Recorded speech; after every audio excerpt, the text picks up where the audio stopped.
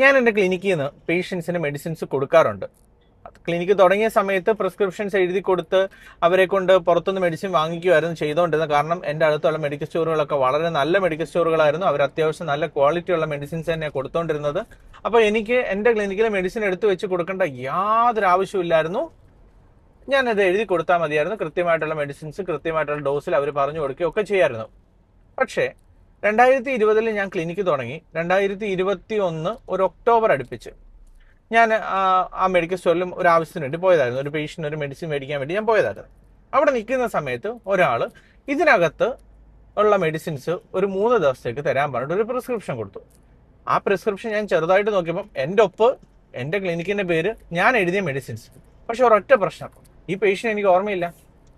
അപ്പം ഞാൻ മെല്ലെ ആ പ്രിസ്ക്രിപ്ഷൻ ആ ചേച്ചിയുടെ കയ്യിൽ നിന്ന് മേടിച്ചു കഴിഞ്ഞാൽ നോക്കിയപ്പോൾ 2020 സെപ്റ്റംബറിൽ ഞാൻ എഴുതിയ പ്രിസ്ക്രിപ്ഷൻ 2021 ഒക്ടോബർ സെപ്റ്റംബർ സമയത്ത് എന്തോ ആണ് അവർ അതേ മെഡിസിൻസ് മേടിച്ച് കഴിച്ചുകൊണ്ടിരിക്കുക. അപ്പം ഞാൻ ചേച്ചി ഈ മെഡിസിൻ എന്താ ഇപ്പം കൊടുക്കുന്നത്? എൻ്റെ പൊന്നു ഡോക്ടറെ, ഇവർ കഴിഞ്ഞ ഒരു വർഷമായിട്ട് ഒരു ഇടയ്ക്കിടയ്ക്ക് വന്ന് ഇതേ മെഡിസിൻസ് വന്ന് മേടിച്ചുകൊണ്ട് പോയി കഴിക്കും. അപ്പം ഞാൻ അവരുടെ നേരെ അവരെന്നെ നോക്കി ചിരിച്ചുകൊണ്ടിരിക്കുന്നു. അപ്പം ഞാൻ ചോദിച്ചാൽ എന്താകുമ്പോ ഇങ്ങനെ ഇടയ്ക്കിടയ്ക്ക് മരുന്ന് മേടിച്ച് കഴിക്കുന്നത്? മോനെ, ഇത് നല്ല മരുന്നായിരുന്നു, ഇത് കഴിക്കുമ്പോൾ എൻ്റെ അസുഖം മാറുന്നുണ്ട്. അപ്പോൾ ഇടയ്ക്കിടയ്ക്ക് ഇങ്ങനെ വരുമ്പോൾ ഇത് കഴിക്കുമ്പോഴത്തേനും ഒരു 2 ദിവസം കഴിയുമ്പോൾ മൊത്തത്തിൽ ബുദ്ധിമുട്ട് മാറും. അന്നേരം ഞാൻ ആ മെഡിക്കൽ സ്റ്റോറിൽ പറഞ്ഞു, ചേച്ചി എൻ്റെ പ്രിസ്ക്രിപ്ഷൻ വെച്ചിട്ട് ഏതെങ്കിലും പേഷ്യൻസ് മരുന്നിനായിട്ട് വരികയാണെന്നുണ്ടെങ്കിൽ ഒരാഴ്ചക്കുള്ളിലോ ഒരു 2 ആഴ്ചക്കുള്ളിലോ ഒക്കെ ആണെങ്കിൽ കൊടുത്തേക്കുക. അതിന് ശേഷമാണെങ്കിൽ കഴിവതും മെഡിസിൻസ് കൊടുക്കരുത്. കാരണം അങ്ങനെ കൊടുക്കുന്നത് അവർക്ക് ഉപകാരത്തിനേക്കാൾ ഏറെ ഉപദ്രവമാവുക ചെയ്യാം. പക്ഷേ അതിനുശേഷം പിന്നെയുള്ള ഒരു 2 വർഷം 2 വർഷം ഞാൻ ചെക്ക് ചെയ്തപ്പോഴും മെഡിസിൻ്റെ പ്രിസ്ക്രിപ്ഷനായിട്ട് പോകുന്ന പേഷ്യൻസ് പിന്നീട് ട്രീറ്റ്മെന്റിന് വേണ്ടി തിരിച്ചു വരുന്നില്ല. അത് അവർ മറ്റൊരു ക്ലിനിക്കിൽ പോയി ട്രീറ്റ്മെന്റ് ചെയ്യുവാണെങ്കിൽ കുഴപ്പമില്ല.